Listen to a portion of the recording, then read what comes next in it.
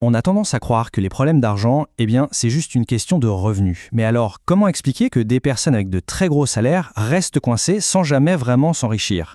En fait, la réponse, elle ne se trouve pas sur la fiche de paie, elle est dans notre tête.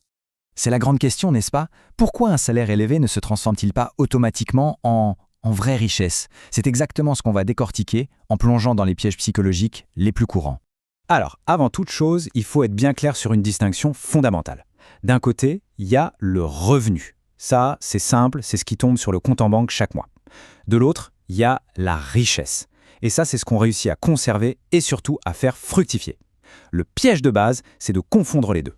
Bon, commençons par la première grande famille de pièges, ce qui touche directement notre portefeuille, à nos habitudes de dépenses au quotidien.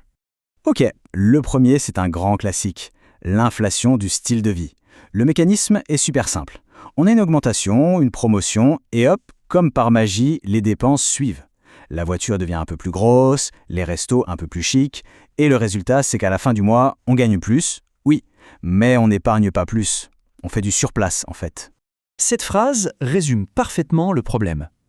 Attention, l'idée ce n'est pas de ne jamais se faire plaisir, loin de là. Le vrai souci, c'est quand chaque euro supplémentaire gagné est instantanément annulé par une nouvelle dépense. Forcément, dans ces conditions, impossible de construire quoi que ce soit de durable. Ensuite, on a un piège qui est lui carrément câblé dans notre cerveau. C'est la fameuse gratification immédiate. Notre cerveau est un peu impatient. Il préfère de loin un petit plaisir, là, tout de suite, plutôt qu'une récompense bien plus grande, mais dans le futur. Un achat, ça donne une dose de satisfaction instantanée.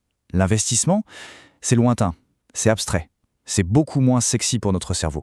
Et bien sûr, comment ne pas parler de la comparaison sociale? C'est cette pression, souvent invisible, qui nous pousse à aligner nos dépenses sur celles de notre entourage. On finit par acheter des choses non pas parce qu'on en a besoin, mais pour maintenir son statut, pour ne pas avoir l'air de moins bien réussir que les autres. C'est une compétition silencieuse, et elle est absolument épuisante pour les finances. Voilà pour les pièges liés aux dépenses. Maintenant, on passe à une deuxième catégorie, peut-être encore plus subtile. Cette fois, le problème ne vient pas de ce qu'on fait avec notre argent, mais de ce qu'on pense à propos de l'argent. Ce sont les pièges de l'état d'esprit. Le premier de ces pièges mentaux, c'est ce qu'on pourrait appeler l'illusion du revenu élevé. C'est le mythe selon lequel un gros salaire, c'est la garantie d'être riche. Mais c'est faux. On peut brasser des sommes énormes et pourtant être complètement à sec à la fin du mois. Encore une fois, ce qui compte, ce n'est pas ce qui rentre, c'est ce qui reste. Un autre piège classique de l'état d'esprit, l'excès de confiance. Le sentiment qu'on est plus malin que les autres, qu'on peut prédire le marché, qu'on a flairé le bon coup. Le problème avec cette assurance, c'est qu'elle nous fait prendre des risques démesurés et souvent nous pousse à mettre de l'argent dans des placements qu'on ne maîtrise pas du tout. Et ce qui est intéressant, c'est que ce piège a un jumeau, la peur d'investir.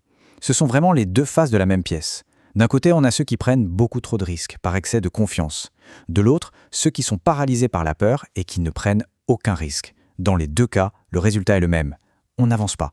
Parce que oui, cette peur, elle a un coût bien réel. Laisser son argent dormir sur un compte courant ou un livret qui rapporte des miettes, c'est en fait perdre de l'argent. Pourquoi? À cause de l'inflation. Chaque année, notre argent perd un peu de son pouvoir d'achat. Ne rien faire, c'est donc s'assurer une perte lente mais certaine. Et le dernier piège de l'état d'esprit, l'illusion de la complexité. C'est cette petite voix qui nous dit « Oula, la finance, c'est bien trop compliqué, ce n'est pas pour moi, c'est pour les experts ». Cette barrière mentale est énorme, elle paralyse des tas de gens qui n'osent pas commencer. Alors qu'en réalité, les stratégies qui fonctionnent le mieux sur le long terme sont souvent d'une simplicité désarmante. Ok, on arrive à la troisième et dernière grande catégorie de pièges.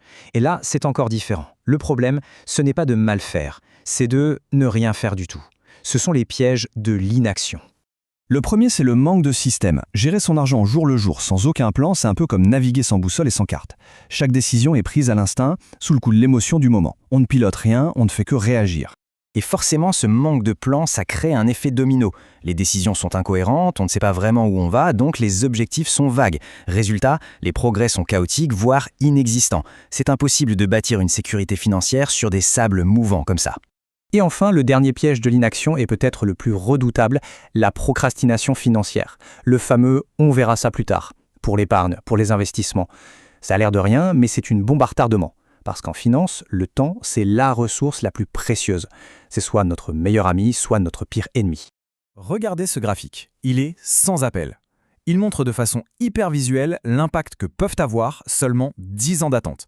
C'est juste énorme. C'est ça, la magie ou la tyrannie des intérêts composés. Chaque année passée, à ne rien faire est une opportunité de croissance qu'on ne rattrapera jamais. Alors la question c'est, comment fait-on pour éviter de tomber dans tous ces pièges? Eh bien, la bonne nouvelle, c'est qu'il n'y a pas besoin d'une formule magique. Tout part d'un changement de perspective.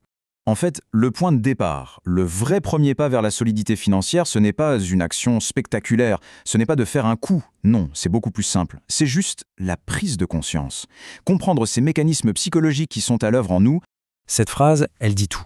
La construction de la richesse, c'est un jeu de défense avant d'être un jeu d'attaque. Il s'agit moins de trouver des coups de génie que d'éviter, jour après jour, les erreurs et les pièges psychologiques.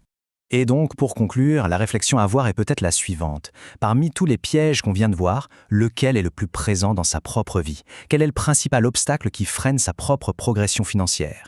Simplement le fait de l'identifier, c'est déjà avoir fait une énorme partie du chemin.